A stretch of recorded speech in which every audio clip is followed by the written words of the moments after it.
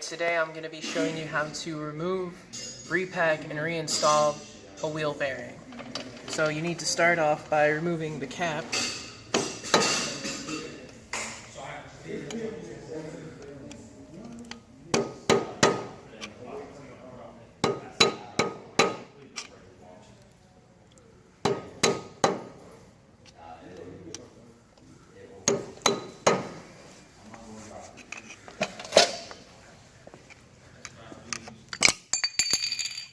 And make sure you don't lose anything.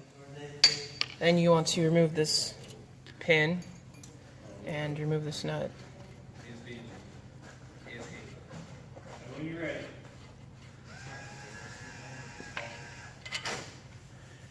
And this little washer here. And there's your bearing. Make sure you don't drop it, but it's going to have to be cleaned out anyway. So next thing you do, to get the back one off, you just thread the castle nut. A few threads. Make sure you don't cross thread it. And you just pull it off, and there you go. There's the wheel bearing. Alright, the next thing you want to do is that you need to clean all of the old grease off of the bearing so you can repack it. Alright, so when you've cleaned it, it should look like this. There should be no grease on it, no nothing. It should be completely dried off. Alright, so I've already packed this one a little bit, and you just take and you want to push the grease through it until you see it coming through. And this one here is a perfect example of what that should look like. You see how the grease is coming through it? You can see the grease around the sides. This one's perfect. You want to keep going until this one looks like that. You just, push it through. That's all you gotta do.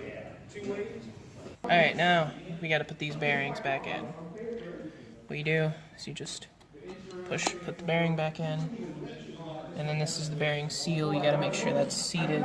Just push it in and tap it in until it's flush. Then you pick up the rotor, stick it back on, you put your bearing back in,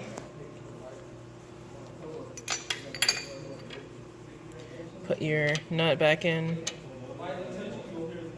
and then you take your castle nut, and again make sure you don't cross thread it because that would be bad, and you tighten it to make sure your bearing's seated.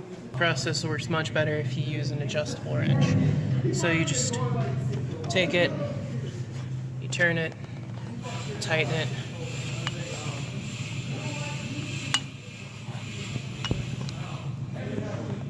to make sure that your bearing has been seated fully. And when you start to get a little bit of resistance like that, you back it all the way off.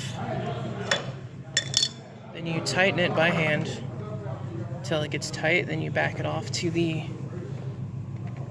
next pinhole. You put the pin in, and of course you usually use a new pin, but since this is a demonstration, I'm using the same one. And once you've got that in, you smack the cap back on, and that's done.